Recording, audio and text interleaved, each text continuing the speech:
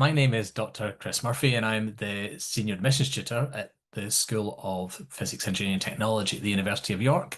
I'm also a laser plasma physicist, so I tend to do exciting experimental research in international labs around the place.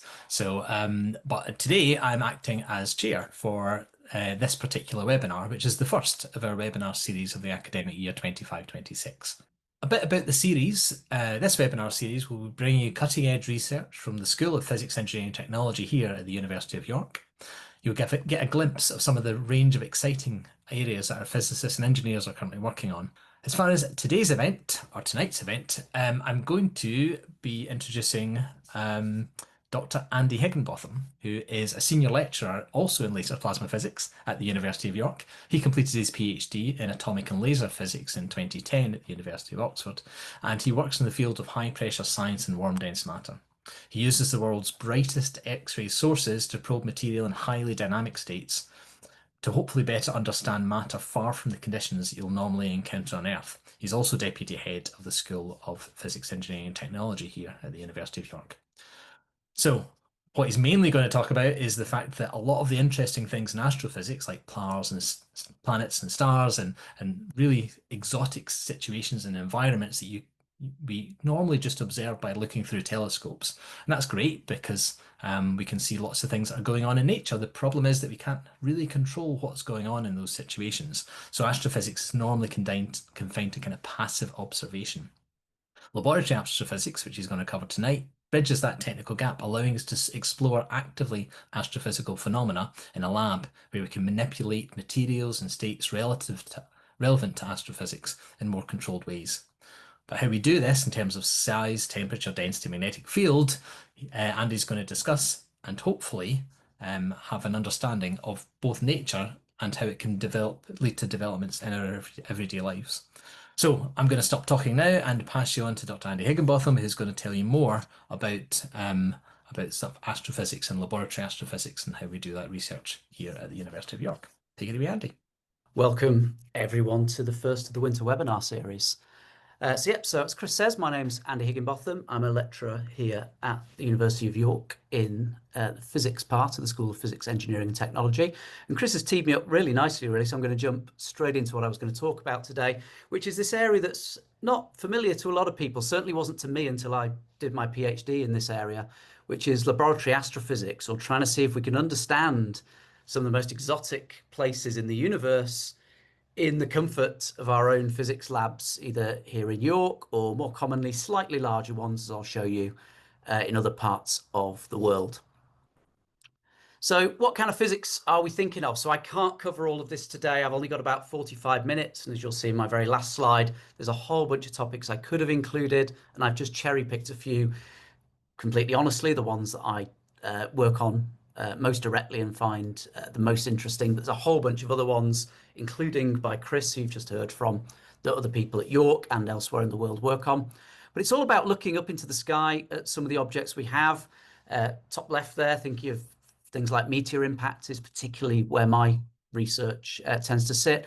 But then you've got bigger objects, galaxies, neutron stars, nebulae, even things like supermassive black holes. A huge array of really interesting objects with really unusual environments. The kind of materials you find in these environments are really far away from the everyday materials you find here on Earth, as I'll show you a little bit during this talk. So the majority of the universe doesn't look like the surface of our planet. The surface of our planet is a really unusual condition. So how do we figure out what's going on up there in the rest of the universe when these are also quite extreme conditions? They're really difficult conditions to reach. Well, one thing we can do is just look up. And this is how we know that all this stuff exists. We've got radio telescopes. We've got space-based telescopes, such as the James Webb there in the bottom left and the slightly elderly now Hubble telescope in the bottom right. We've even got much more exotic things like the LIGO detector in the top right, which detects gravitational waves, basically ripples in the very fabric of space-time, which can give us information about really energetic cosmic events. But as Chris said, these have all kind of got a flaw. They've got us a huge way in understanding the universe, but we're just kind of sitting around waiting for something interesting to happen. Luckily, the universe is big, so there's lots of interesting things happening all the time, but it doesn't really allow us to decide what we look at. Taking LIGO as an example, that gravitational wave detector in the top right, you just have to sit there and wait for the right event to have happened at the right time in the past so that the gravitational waves have reached Earth just around when you're sat there waiting for a signal to arrive. You can't convince two black holes to merge somewhere in the universe and see what happens. You've just got to hope it's happening at the right time, that the signal reaches you at a time your detector's turned on and working. And we have been lucky and we've learned a lot about the universe, but wouldn't it be better if we could go in and say, well, we want to actively find out about the universe. We want to actively ask questions and find out what the answers are. And that's the topic of laboratory astrophysics. So, as I say, I can't talk about everything I've just mentioned there, but I'm going to cherry pick a few topics in various depths over the next 40 minutes or so. So I'm going to start by talking a little bit about the ice giants, so two furthest out planets in our own solar system, and talk about a few of the interesting things that we think we found out about what might be going on underneath the clouds that shroud the inside of those planets. I'm then going to quite briefly talk about the origins of life. It's not my expert area, and there's a huge amount we don't understand about the origins of life. But I want to talk about how the same techniques we use to look at the interiors of ice giants can give us information on the origins of life, and also some other topics which are perhaps a little more everyday and important to us than whatever happened a few billion years ago to spark off the chain of evolution that have led us to where we are. And finally, I'm going to talk a little bit about stars, particularly the power source of stars, nuclear fusion, which is a topic that's a real topic of interest here at York. I'm currently sat in the York Plasma Institute, where we have one of the largest fusion research groups in certainly in Europe, indeed the world, working on various challenges around fusion. I'm just going to talk a little bit about that and show you how it links into what I'm discussing in some of the other areas of the talk. So as promised, we're going to start with the ice giants, Uranus and Neptune. So these are the two outermost planets in our solar system. Very cold. What do they look like if you have a look under those cloudy layers on the outside? Well, this is the first time I'm going to say something I'm going to say a lot in this talk. We don't know exactly. There's a lot we don't know about the inside of things like planets for the simple reason we're just sat there with a telescope on Earth, maybe one orbiting the Earth. We've had a couple of probes that we've been able to pass by Uranus and Neptune and get slightly closer looks. But we can't go down into the envelope of these planets. It's just too hostile. We can't really go down and probe what's actually going on in the middle of these. So there's still speculation. We can take a lot of measurements, very detailed measurements of the planet, but there's a huge amount we don't understand. As I'll show you in a little while, the conditions that you see in these planets vastly different than anything you would encounter day to day on Earth. So what we know about the Earth doesn't really translate to Uranus and Neptune very well. But here's our basic understanding of what's going on in there from what we know from traditional astrophysics. So here's a cutaway of Neptune. You've got that upper atmosphere there with clouds. That's what you can see in all the pictures you will have seen from NASA and other space agencies. Under that, you've got an atmosphere, which is hydrogen, helium, and methane predominantly. Under there, you've then got a mantle, similar to our own Earth. You've got a slightly more condensed phase, where you've got things like water, ammonia, and methane ices. So that's the ice bit of the ice giant. And then we've probably got sat there a core of rocky or icy material around which everything else has aggregated and nucleated through the development of that planet over billions of years. So let's try to start understanding the kind of scales we're talking about with planets. And to do that, I'm going to introduce a particular physical quantity that I care about a lot, and that's pressure.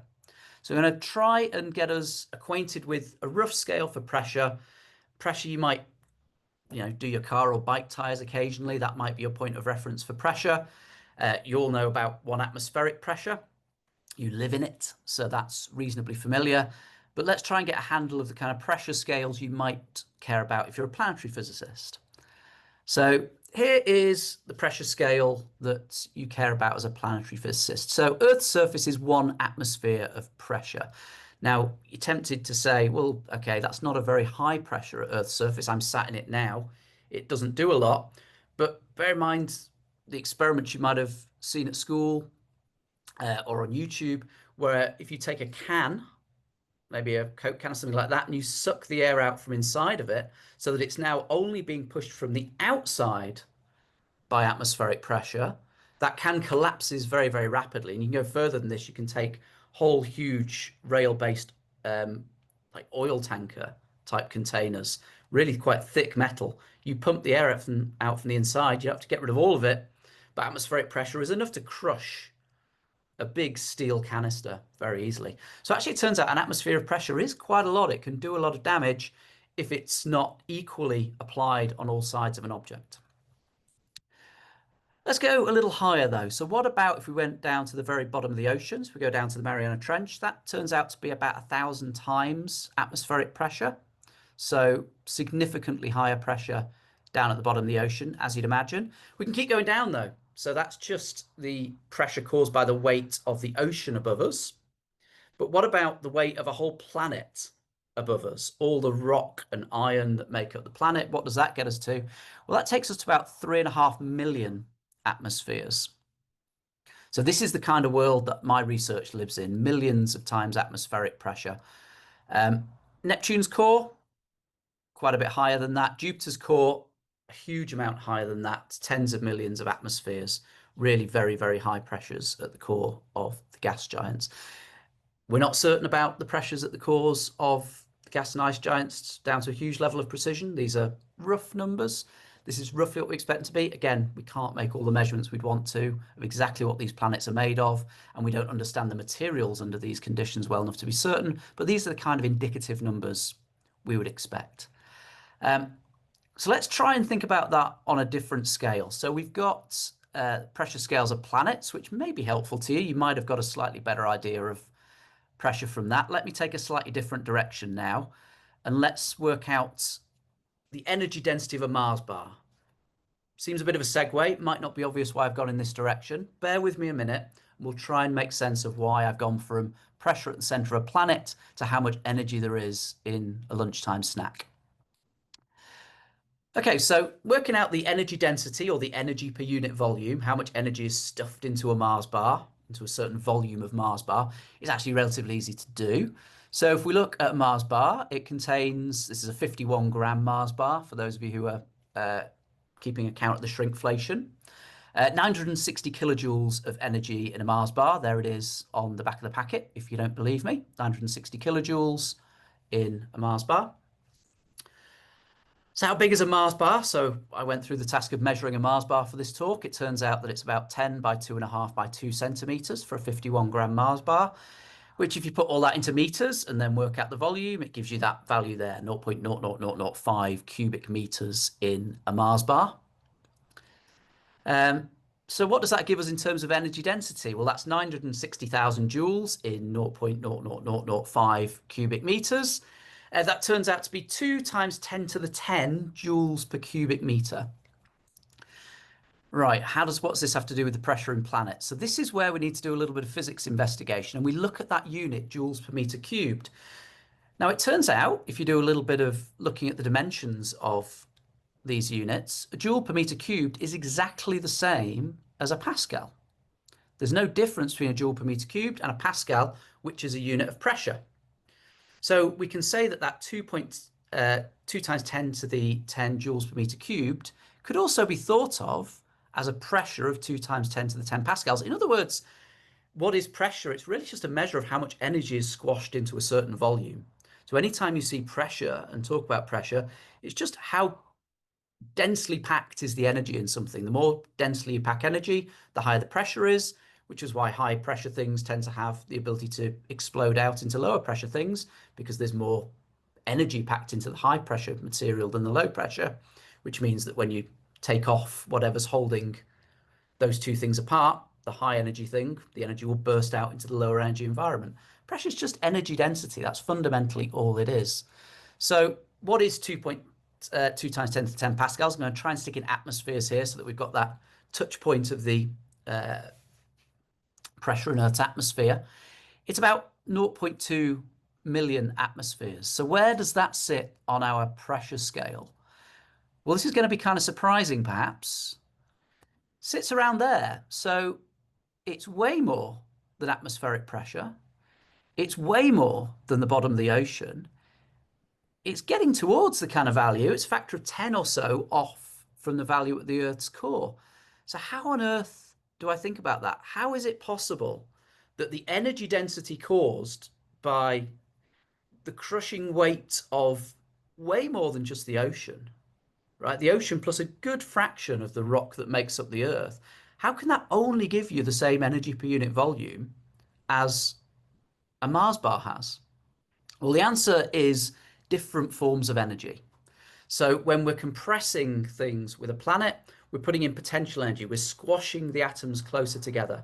And it turns out that you can't pack a lot of energy in very easily doing that. It's quite hard to pack energy into a volume by compressing solids because they don't like squishing. So you put the energy in, but the material doesn't really get any smaller or doesn't get considerably smaller as a result. When we look at the Mars bar, we're looking at chemical energy. So we're looking at the amount of energy hidden within the chemical bonds. We're summing up all the chemical bonds, or at least the ones that you can digest in terms of what's written on the back of the Mars bar, the useful energy you can get out, some fraction of chemical bonds. And if we look at how much chemical bonding energy there is hidden in a Mars bar per unit volume, it turns out to be that to put the same amount of mechanical energy in, you'd need a good fraction of a planet pushing on your material to get the same amount of energy in. But there's also another really important point to this, which is if we apply an external pressure of the scale of a planet, so around 1 million atmospheres or so at the core of a planet, a few million atmospheres, we've put in more external energy than there is bonding energy sat within the material. And whenever you have that thing going on where one energy scale starts tipping and becoming larger than another, you tend to start disrupting the system.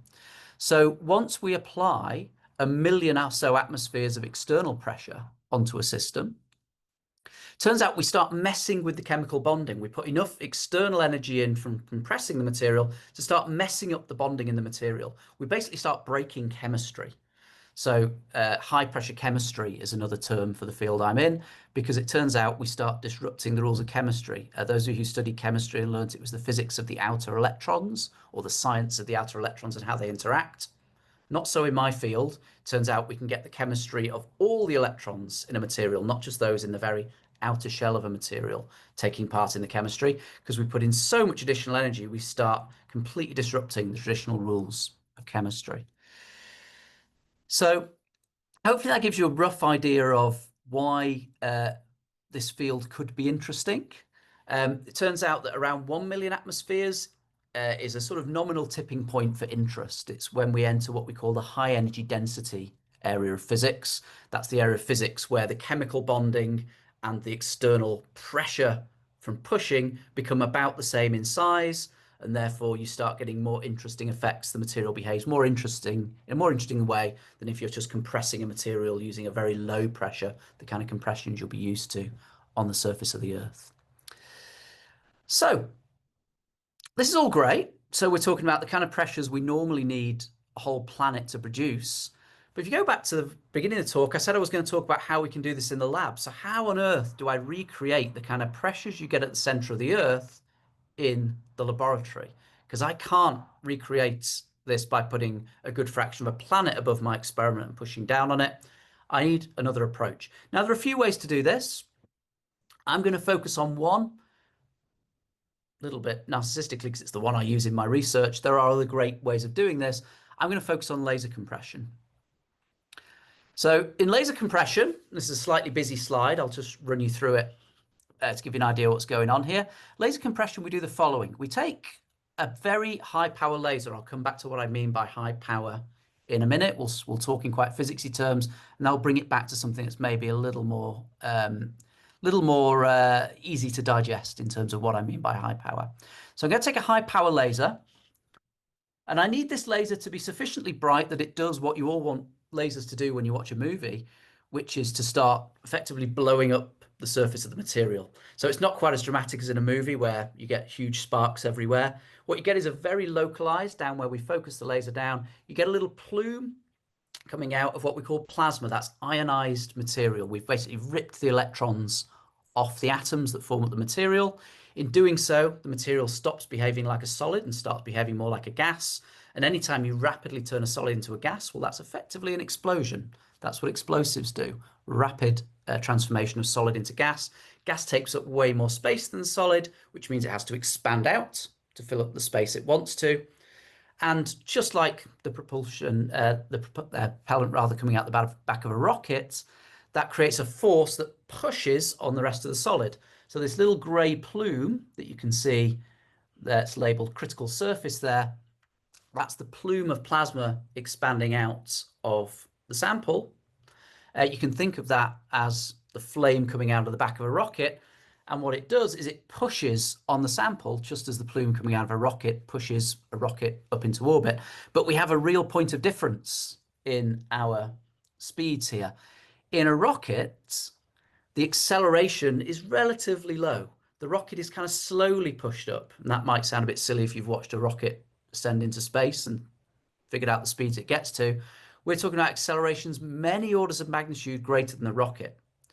So fast that once we start compressing the material, it can't all move at once. The back of the sample here, at this point in the diagram, hasn't even realized we've turned the laser on yet. There hasn't been time for any information to get transferred through the solid to tell it that the front of the sample has started to be blown up by a laser. So what happens is the front surface here, where the laser's hitting, starts moving to the right. The back surface just sits there as if nothing's happened, because as far as it's concerned, nothing has. And what does that mean? One surface moves, the other doesn't. We're effectively compressing the material. We're reducing the volume available for that material. And this compression front, this red region here, travels through the sample, eventually hits the back. The back suddenly realizes what's going on. And typically that's around about the end of our experiment, because that's when we start having the material release back out towards atmospheric conditions again. Down here, I've only got a couple of equations in this talk. This one's by far the most complicated one.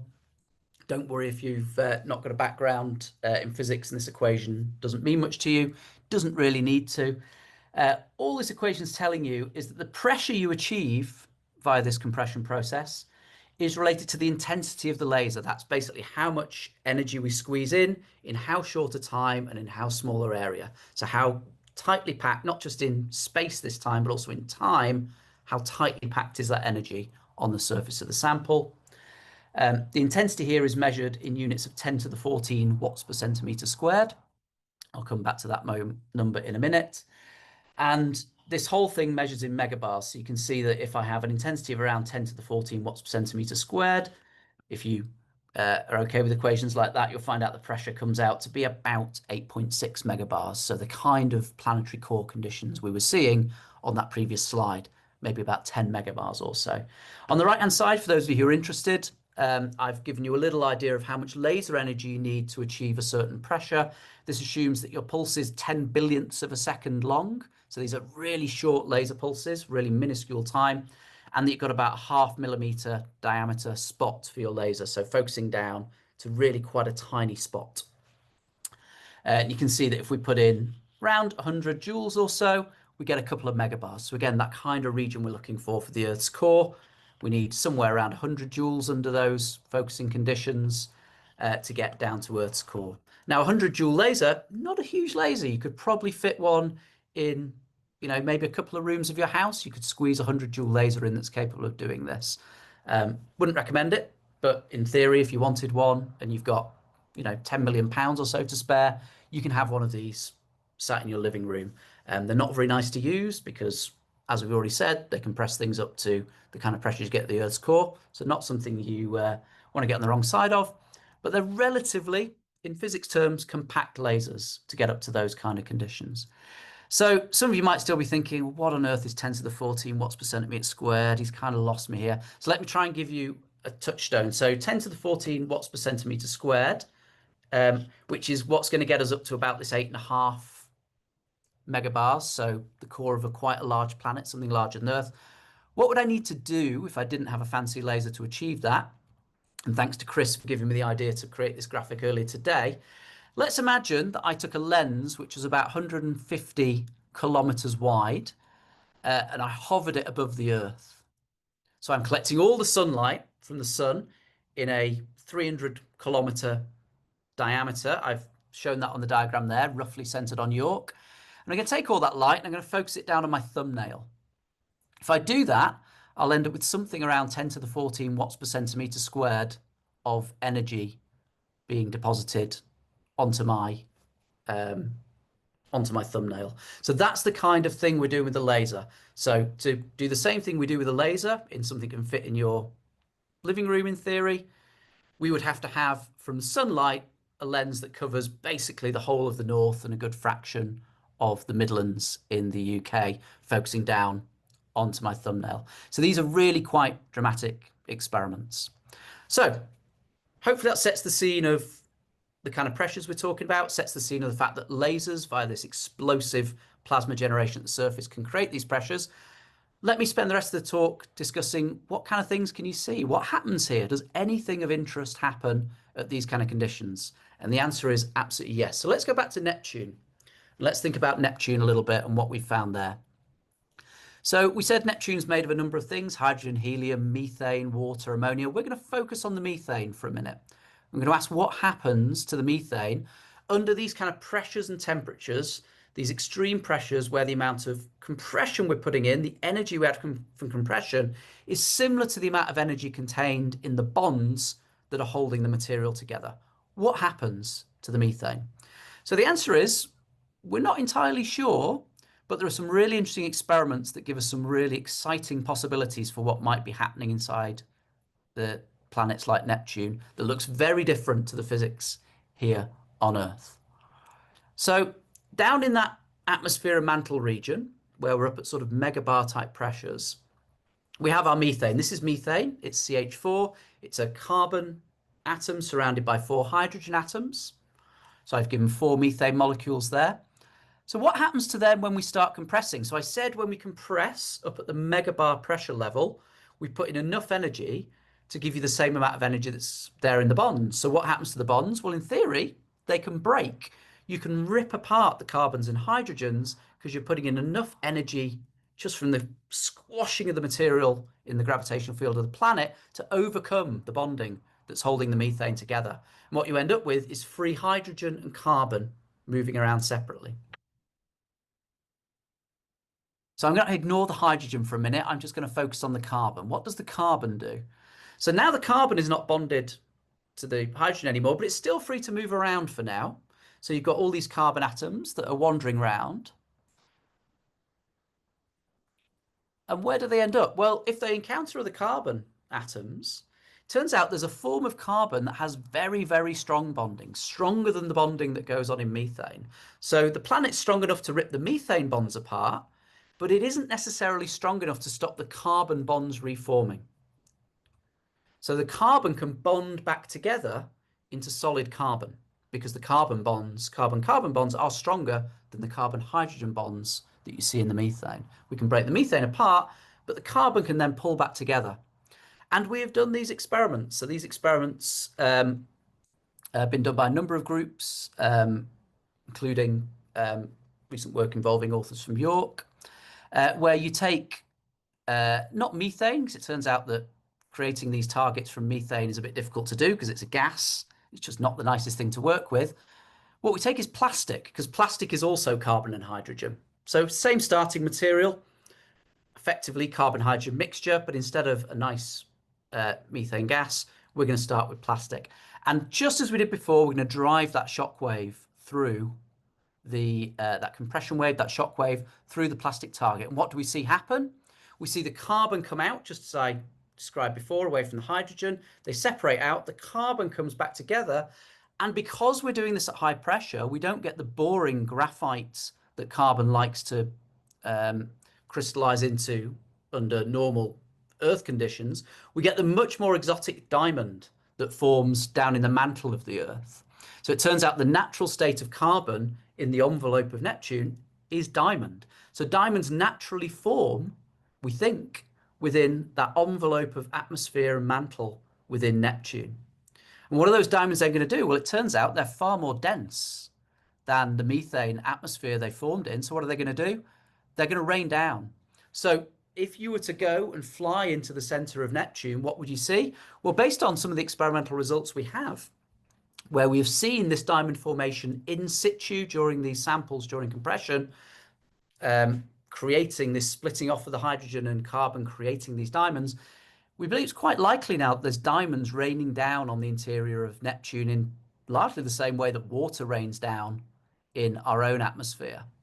So diamonds raining down through that envelope, we can't directly observe it, but from understanding what happens under these kind of very extreme conditions within these planets, we've observed the physics that would be required to expect diamonds to be raining down on the surface of Neptune, or towards the surface of Neptune, or towards the mantle, the liquidy part of Neptune down the center.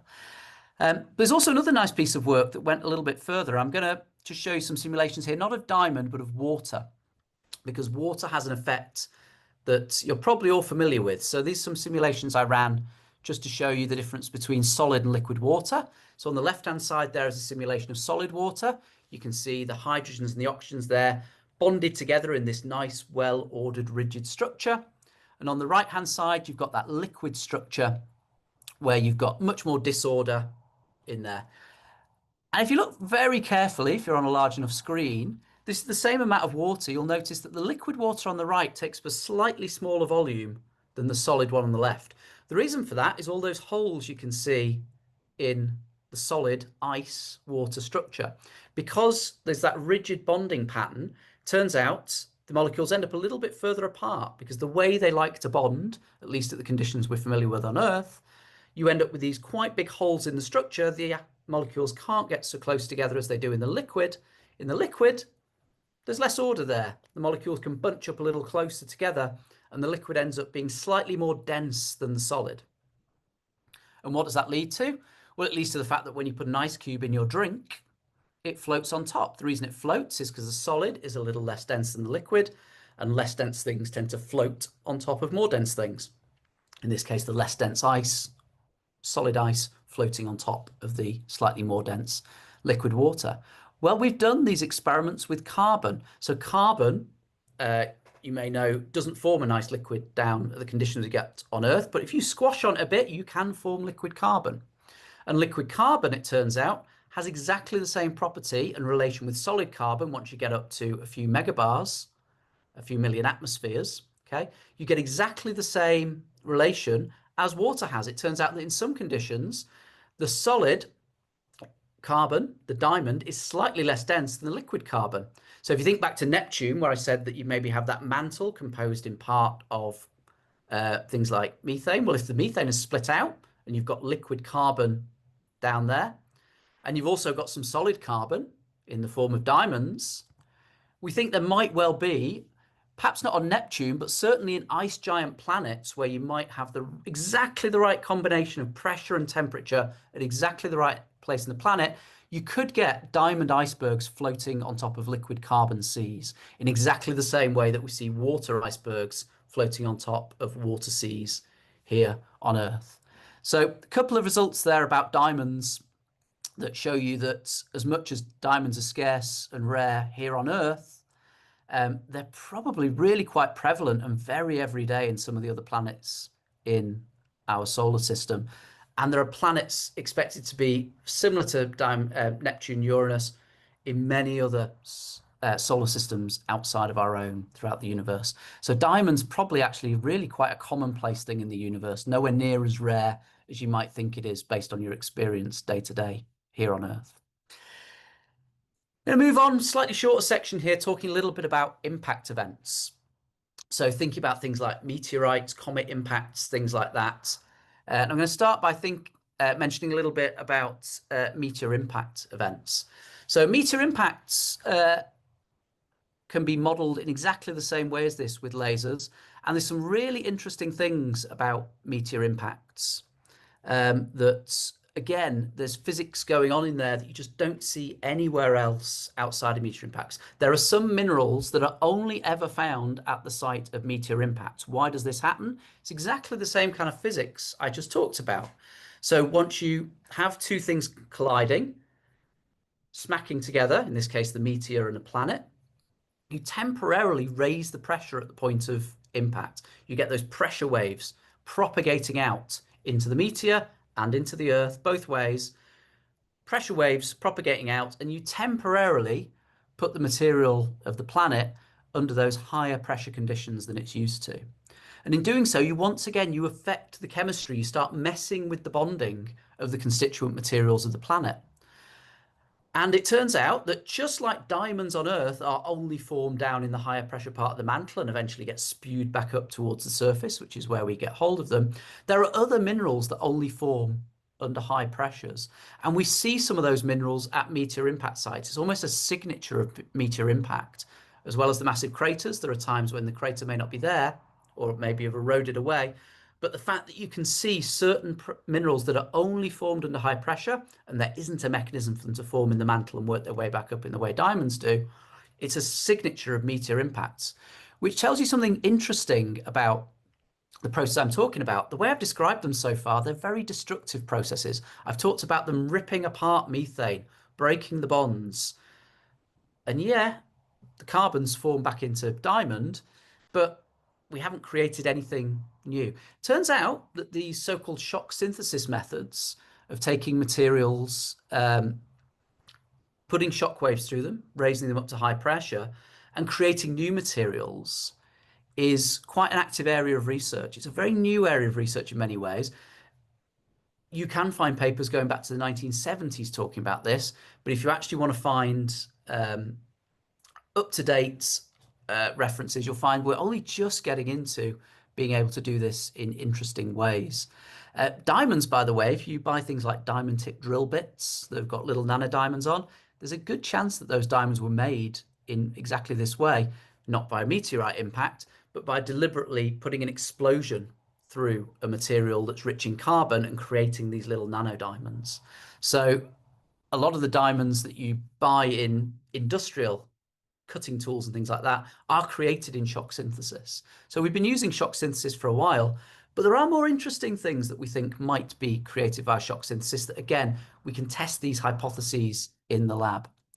One of them is the origins of life.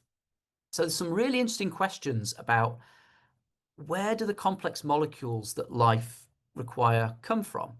So I've talked about ripping things apart and creating sort of simpler structures. Can shock waves and high pressure environments create more complex molecules? And the answer is yes, not quite as extreme as the ones we talked about in Uranus and Neptune.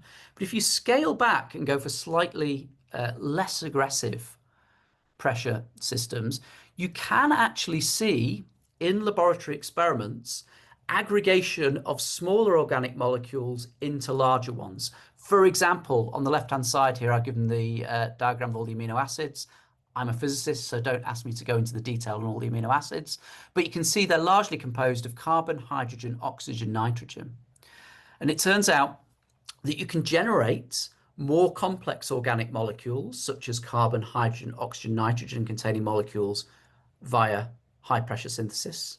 So potentially via collisions of things like little bits of rock containing little bits of methane, perhaps comets, things like that, that have got bits of ice, water, ammonia, methane. That gives you the carbon, hydrogen, nitrogen, oxygen. If they're smashing into each other constantly all the way through the early evolution of the solar system, some of those collisions are going to start forming, it turns out, slightly more complex molecules. We can see this by doing the kind of experiments I was describing earlier on. We can see the formation of these. You can also put in basic amino acids and start seeing those amino acids build up into proteins. Amino acids are the building blocks of proteins. And there have been experiments that have shown if you put pressure waves in the lab through a starting solution that's basically pure amino acid, you can see those amino acids aggregating to form the same kind of structures you get in proteins. Now, they're probably not the right proteins for life because you're just doing one experiment or two or 10. But the solar system has had a chance to do this experiment innumerable times. So there's an increasing view that one of the possible sort of melting pots within which the constituents of life comes from are in fact these little collisions that were happening between carbon, hydrogen, nitrogen, oxygen rich environments in the beginning of the solar system. And that down here on Earth, some of those constituent parts of life, some of its simple organic molecules that later allow you to think about building up things like DNA and replication and before that RNA, all the things you need for advanced life, you've got to start somewhere with the building blocks. And those building blocks may well have come from collisions, high pressure collisions in the early part of the evolution of the solar system. I did promise I'd talk a little bit about everyday life as well. And there are a couple of things I wanted to mention here about some of the interesting materials we can create in high pressure solids. So on the left there, just because we talked a little bit about water already, I thought I'd show you what I think is one of the weirdest materials you create. I could do, in theory, a whole 45 minutes on weird materials you create at high pressure and the fact that high pressure materials don't behave how you expect. Here's just one example. This is something called superionic water. So the water we're familiar with, I showed you little simulations of it before. One oxygen bonded to two hydrogens. Those water molecules bond together to form that open structure or just slosh around each other in the liquid. That's the kind of water we're familiar with. Turns out at high pressure, there are a bunch of different ways the oxygen and hydrogen can arrange themselves. And arguably the weirdest, and one that we expect to see also in the ice giant planets, is this so-called superionic water. What happens in here is the oxygens, the red atoms there on the left, all form this nice rigid solid-like structure. So the oxygens behave like they're a solid. The hydrogen has other ideas. The hydrogen doesn't associate with the oxygen at all anymore. It flows through as if it were a liquid. And you end up with this weird thing. It's water, it's H2O, but the oxygens and the hydrogens completely disagreeing on what this material is. The oxygen's sat there behaving like a solid. The hydrogen's there flowing through like a liquid. This means that this can conduct electricity quite nicely because it has free charged particles, in this case hydrogen ions, that can flow through the system. That's what you're being shown here on this nice animation that I've managed to find, showing that once you apply a voltage over this superionic water, it actually starts conducting from the hydrogen happily moving through the system. Unfortunately, superionic water you can't bring back down to atmospheric pressure. This is the goal of what we call novel material synthesis. There are all these weird materials that you create at high pressures. Diamond is one of the few that you might be familiar with that's created in this cradle of high pressure in the mantle. And we want to, can we bring these back down? Diamond, it turns out, is just strong enough in its bonding that when we bring it back up to the surface of the Earth, back down to 1 atmosphere, it retains its weird properties of being super strong. That's why diamond is so good for things like cutting tools. It's because it doesn't have the kind of properties you'd expect a material to have at the Earth's surface. It has the kind of properties that materials have deep down in the high pressure environment down further in the Earth. So when you bring it back up to Earth, it seems unusual. It seems weirdly hard. Well, down in the mantle, it wouldn't be that unusual. There are far more hard materials, denser materials down there. Carbon in the form of diamond is one that you can recover back to the surface of the Earth. One class of material we're working very hard to be able to recover are superconductors. There are a whole bunch of cases of superconductors being discovered at high pressures. These are materials with effectively no electrical resistance. So imagine being able to make all the transmission wires in the world, all those transmission wires that are humming and losing power between power stations in your home. Imagine if we could get rid of the electrical resistance of those. In principle, you'd lose no power in your power transmission. And there are other areas in terms of making very effective magnets for MRI machines, or potentially, even as I'm showing you here in this video on the right, levitating things using superconductors. And this is where if you've heard of maglev trains, the idea of levitating trains over the tracks, so they've got no rolling resistance. This would be a very efficient way in principle of creating levitating trains.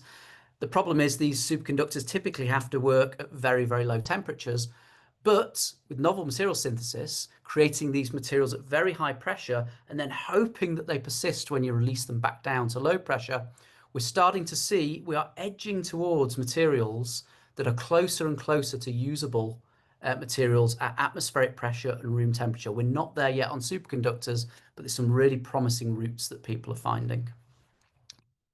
Final topic I'm going to talk about in the last couple of minutes before I finish up is taking a little further. So we've compressed things with our lasers up to the conditions we get in stars, in planets, but what if we go a little further and look at stars? So the thing I'm interested in stars for the purposes of this talk is basically what powers them. And what powers them is the combination of hydrogen, isotopes together to form, via quite a complex chain, more higher Z elements such as helium, carbon, oxygen. Okay, it's building up, sticking together these very light elements, hydrogen, to build up the heavier elements. Now, it turns out that when you do that, the heavier element that you get has slightly less mass than the smaller elements that we use to form it. And that little mass difference, we go back to the only other equation I think I've got in here, equals mc squared. Losing that little bit of mass, turns out, means we release energy via equals mc squared, telling us that mass is a type of energy. So when we lose mass, we're basically losing mass energy. The energy goes somewhere. It goes out into other forms. And we can capture that excess energy in principle. We do with the sun. It radiates out. It's sunlight. It's what keeps the planet going. It's the planet's power source. Okay, it's the excess energy from combining isotopes of hydrogen together to form larger atomic nuclei. In particular, I'm going to consider one reaction that is probably the easiest of these type of reactions to get going outside of using a whole star to power it. That's taking two isotopes of hydrogen, deuterium and tritium, and combining them to create helium, an extra neutron, and quite a bit of extra energy. This is what we call DT fusion, fusion together of deuterium D and tritium T, and is effectively the route to power that we're exploring here on Earth. So how do we get to that? Well, we're going to have to take a step up here in our pressure scale. We went up as far as Neptune's core and talked a little bit about Jupiter's core at 70 million atmospheres. To get to nuclear fusion, we need to go several orders of magnitude, like 10 to the 4, 10,000 times higher pressure than anything we've considered so far. We're really ramping up massively the level of compression, the amount of oomph we're putting into compressing our material here to get to fusion. So what do we need to do to do that? Well, I showed you before, if I want to reach higher pressure, bigger laser, stick more energy in, and you'll get there. I'm oversimplifying it a little bit. If you want to know more about fusion, fusion is one of our big areas of interest here in York, so keep an eye out for other events through the year on fusion. And certainly if you get a chance to come and enjoy a degree with us here, it's a topic that you'll certainly get a chance to learn a lot about. But I'm going to simplify. If we push a little harder, if we use a bigger laser, we can in principle think about getting up to these very high pressures. And we have such a laser. There's a few in the world. I'm going to focus on this one. This is the National Ignition Facility in California. It's actually 192 laser beams. Turns out that creating one big laser beam for a number of reasons is not the best way to do it. We use 192 laser beams.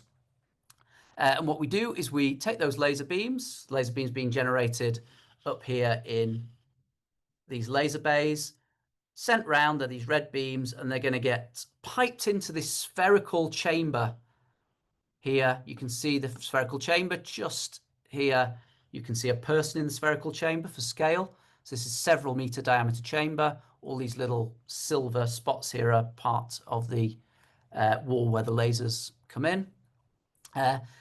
How big is this facility? Well, to give you a sense of scale, there's the top of the National Ignition Facility.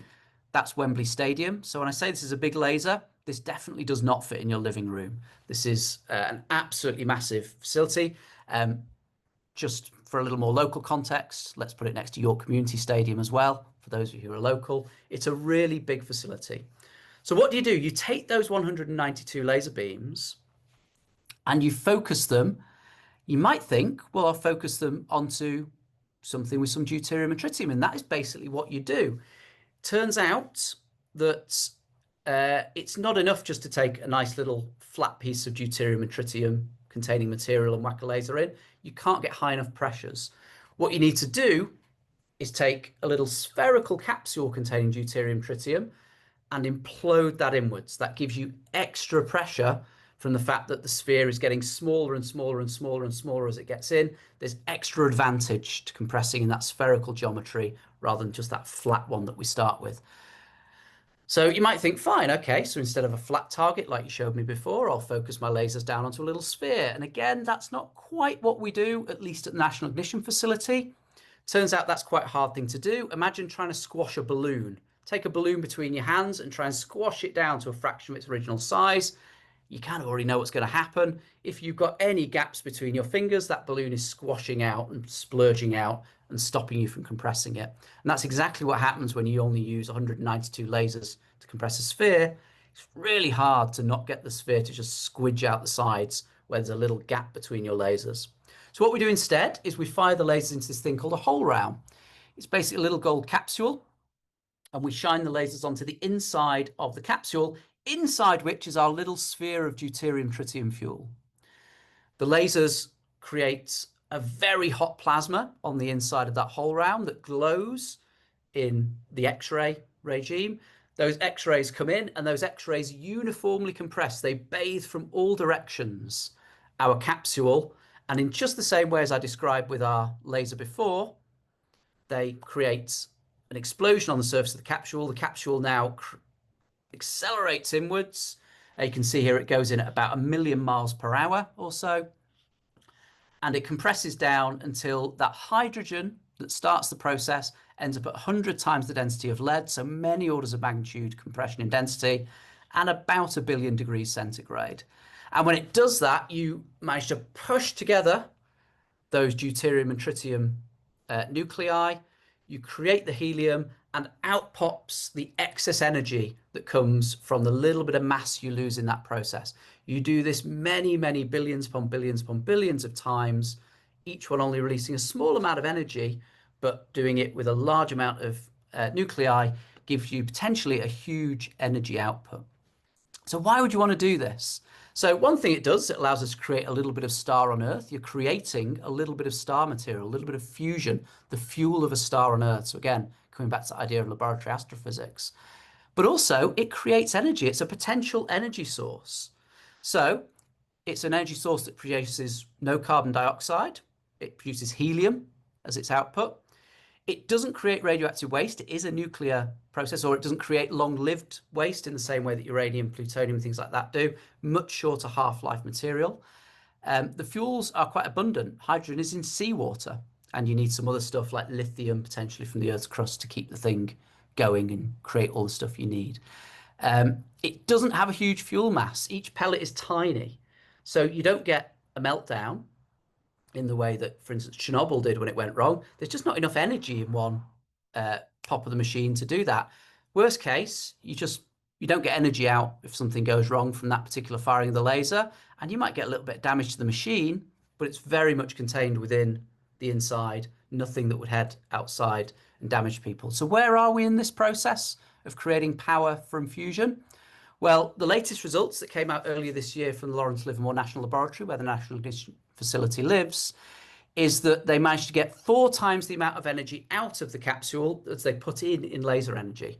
Now, is that enough for a power plant? Not yet. We need to get up to something more like 100 times.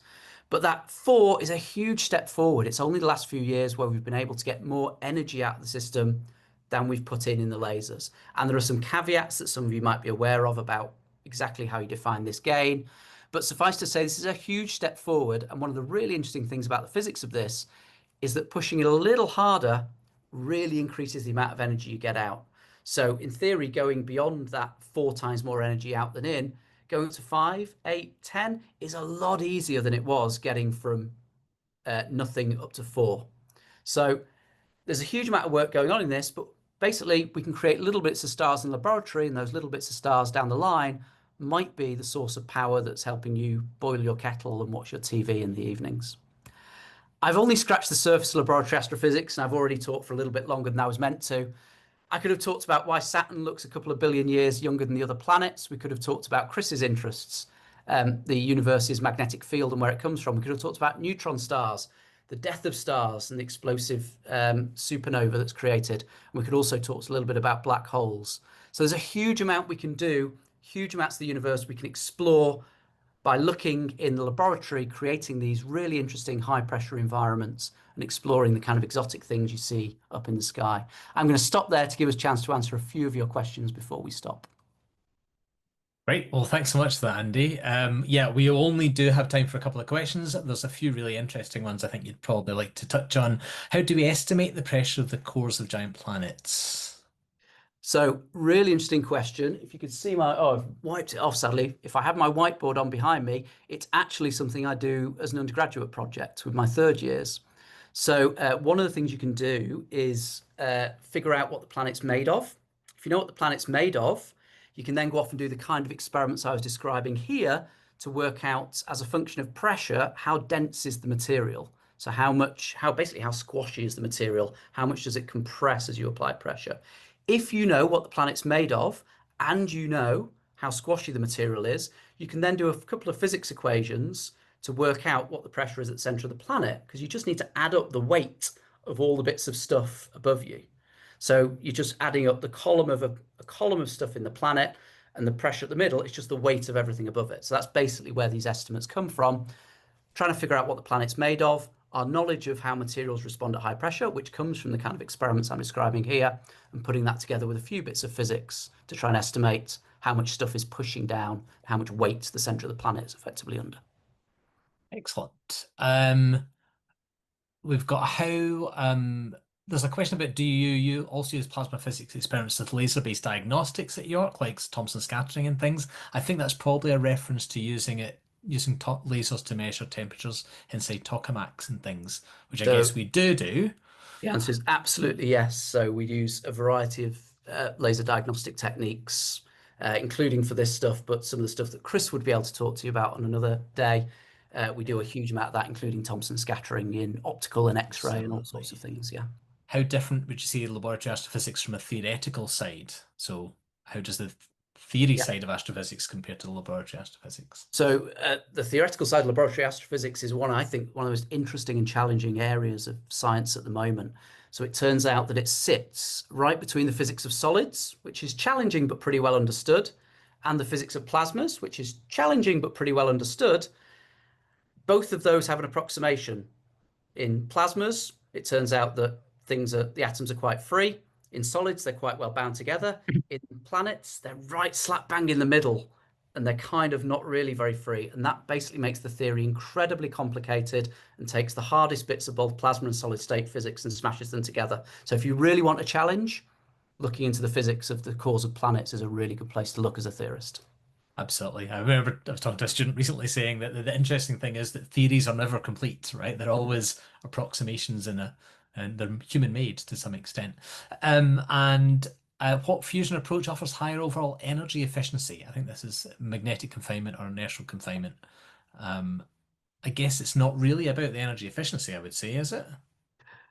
Yeah, so I think there's an open question there. So there's a huge amount in there about technology as well as physics. So one of the issues with the numbers I just gave you is I kind of ignored the fact that the amount of energy that goes in the laser is not the amount of energy it took out of the grid to get you there. And there's an overhead in that.